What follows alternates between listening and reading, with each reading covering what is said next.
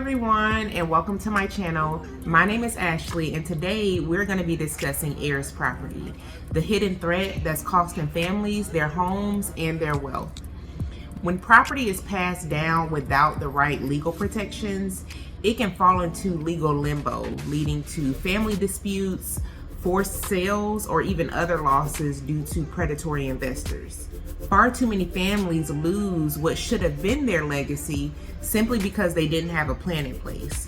So if you want to protect your family's future, join us for this probate real estate series where we'll be breaking all of this down. Now let's get into this.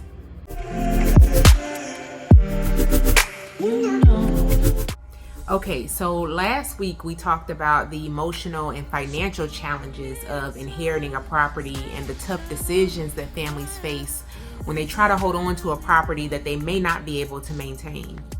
We also talked about how the fallout from those decisions doesn't just impact you. It affects your family, your neighborhood, and sometimes even the community as a whole.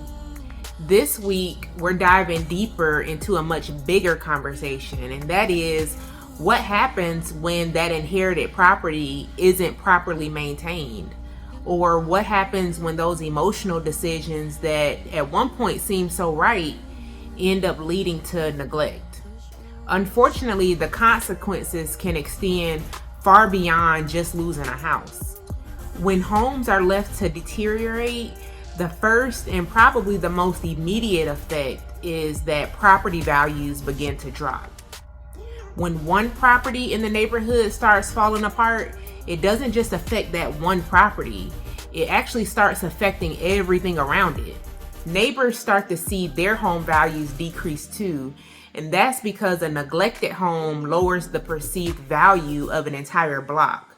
And when a neighborhood starts to look run down, it creates an environment to where the potential for gentrification grows. This is where things can really start to get tricky because predatory investors, they start to see these homes as easy targets.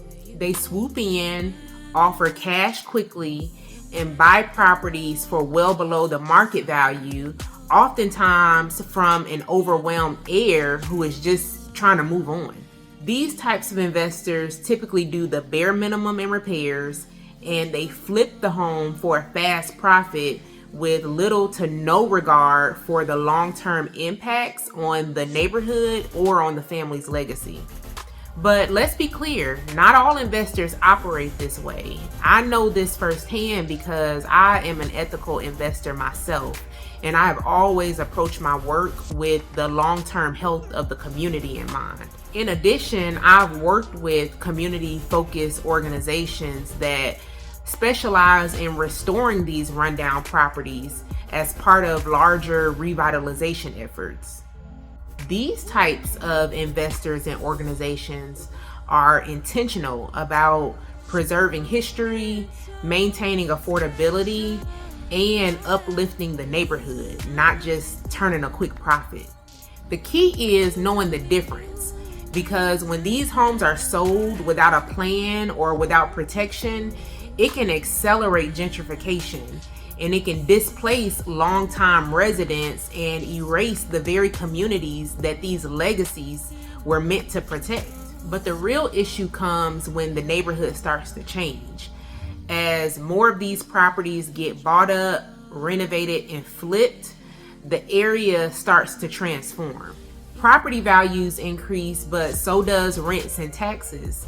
And longtime residents who have called this neighborhood home for years find themselves not being able to keep up with the rising cost and eventually are pushed out.